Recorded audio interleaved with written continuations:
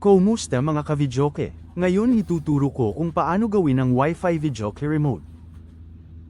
Handa na ba kayo? Simulan na natin mga ka-videoke.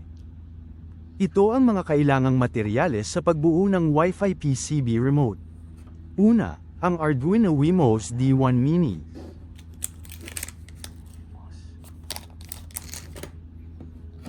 IR LED.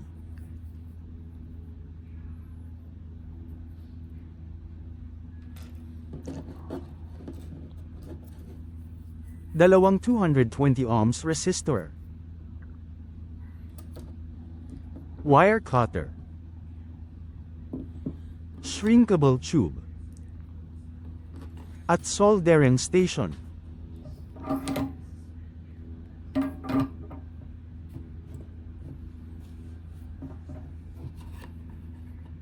I-turn on ang soldering station at iset sa 400 degrees Fahrenheit.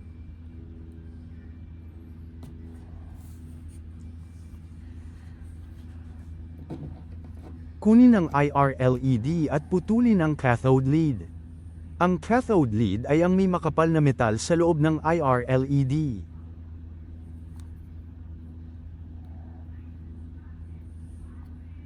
Ang cathode lead din ang may maikling wire.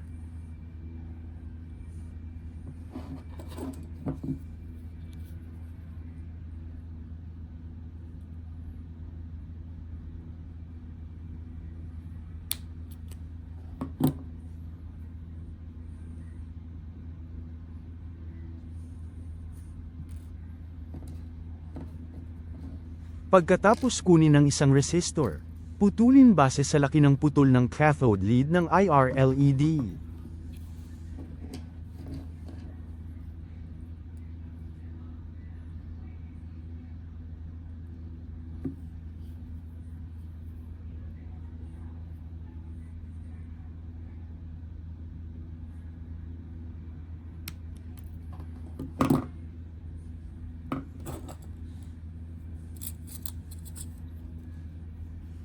Pagsamahin ang dalawang pin-utol at e-solder gamit ang soldering iron.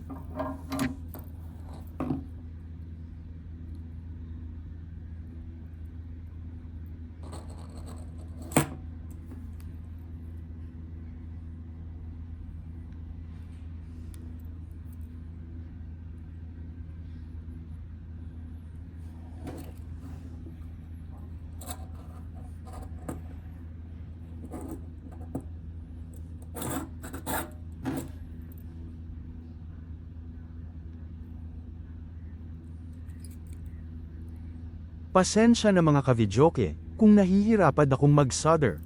Mahirap kasing gumagawa ng video at the same time nagbi-build.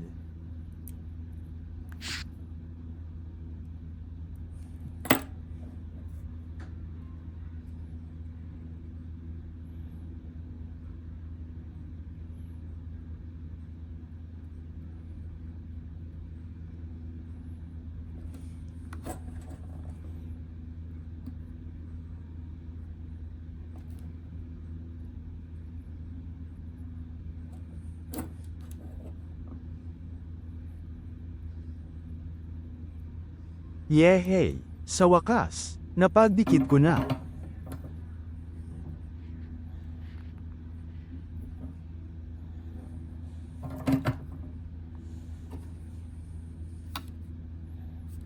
Kunin ang shrinkable tube, putulin gaya nito.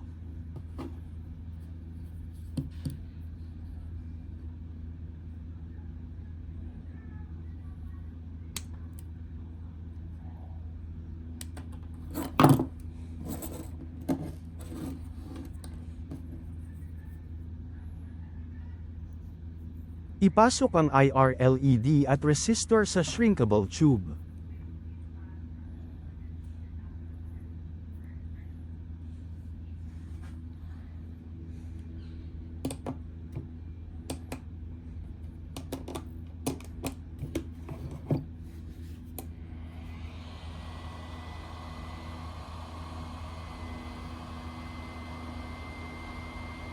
Painitin gamit ang heat gun hanggang mag-shrink sa laki ng LED.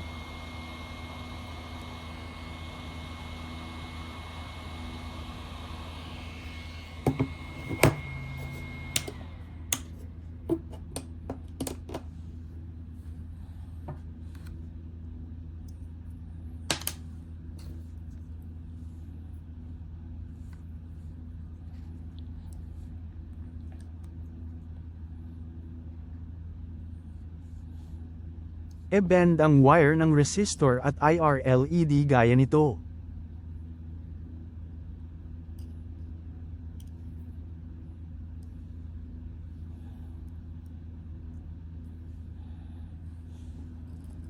Pagkatapos kunin ang Wemos D1 Mini, buksan at makikita sa package ang Wemos at mga connector nito. Ang Wemos lang ang kailangan sa proseso kaya pwede nang itabi ang mga connector.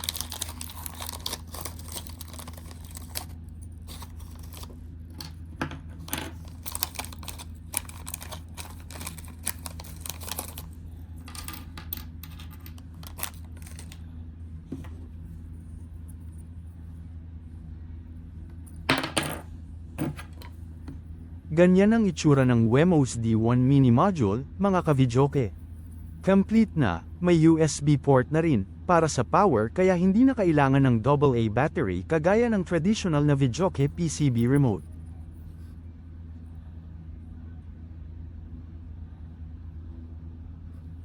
Tatlong pins lang ang gagamitin natin sa Wemos, yung D4, G at 5V.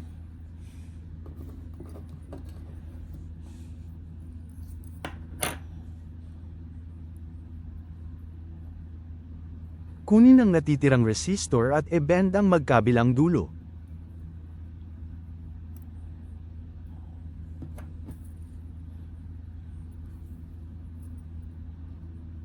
Ipapasok ito sa pin ng Wemos sa D4 at 5V.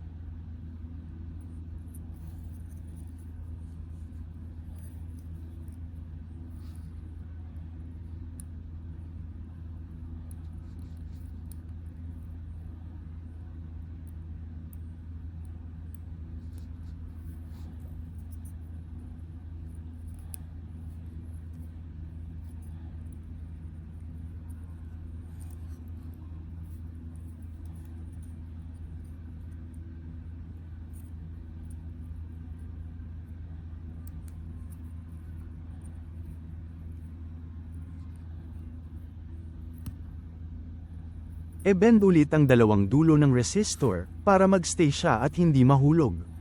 Para hindi rin mahirapan kapag e-solder mga kavidyoke. Itagilid lang ng konti ang resistor para hindi nakaharang kapag linagay na ang IR LED sa kabilang side ng Wemos.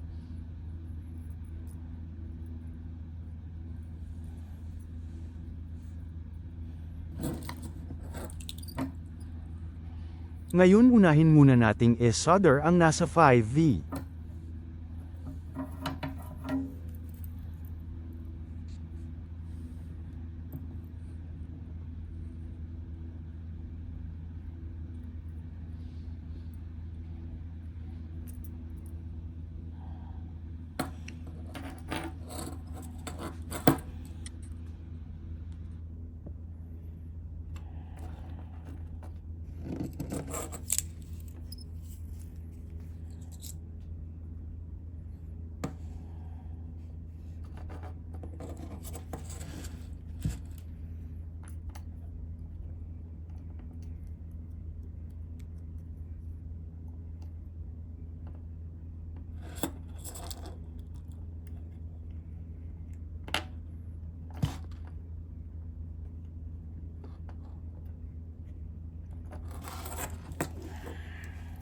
Pasensya na ulit mga kavidyoke, ayaw kumapit ng soldering lead, linisin ko muna ang tip ng soldering iron ko, sandali lang mga kavidyoke.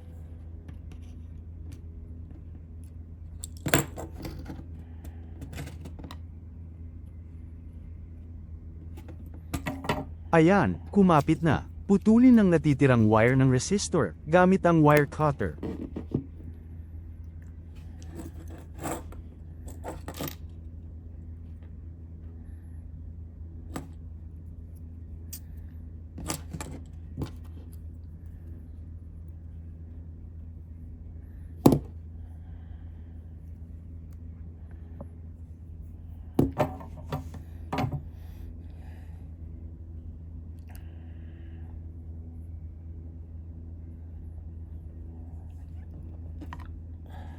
Ngayon, kunin ang IR LED at ipasok ang mga wire sa D4 at GND ng Wemos.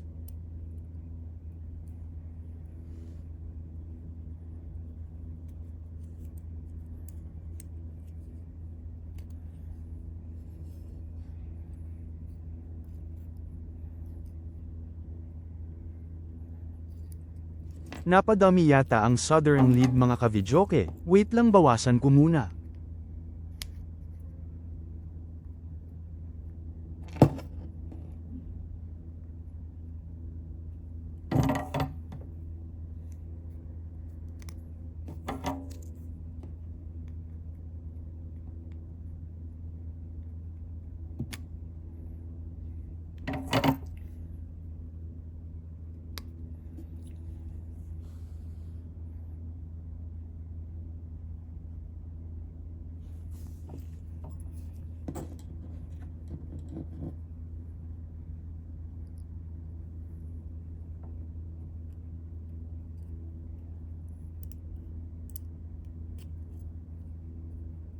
Ipasok uli ang mga wires ng IR LED sa GND at D4 gaya nito.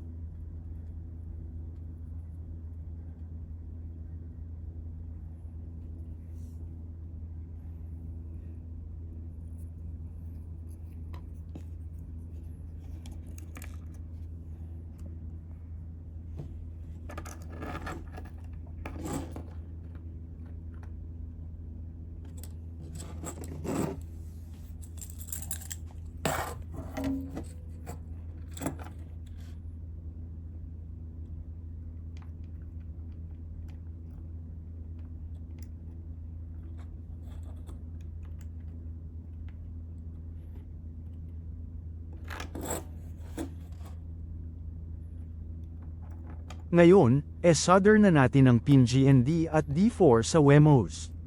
Patapos na ito mga ka-videoke. Kaya sa mga nakaabot dito maraming salamat sa panunood ng video, tutorial ko.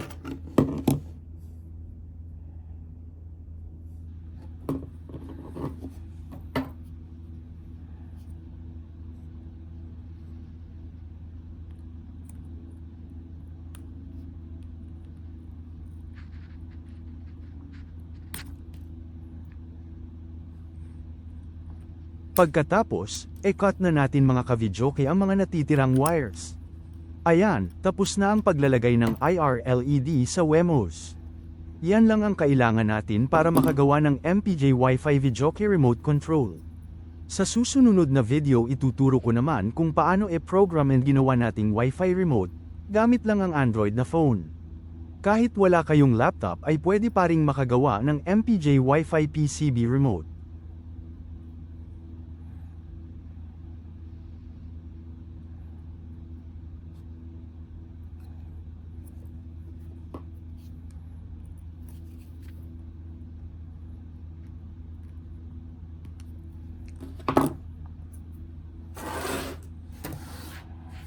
Tapos na mga ka-videoke ang unang parte ng ating video sa paggawa ng MPJ Wi-Fi PCB remote control.